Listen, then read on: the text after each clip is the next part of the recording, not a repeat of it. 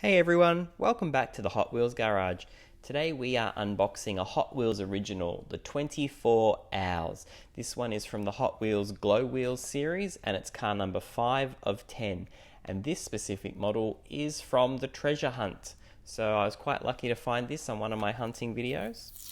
This car is based off a Peugeot 908 race car, although this is the Hot Wheels original. They do look very similar.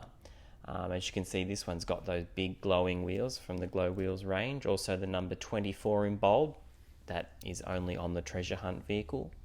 I'm not really a fan of this car. I don't like it too much. What do you guys all think about it? Let me know in the comments down below.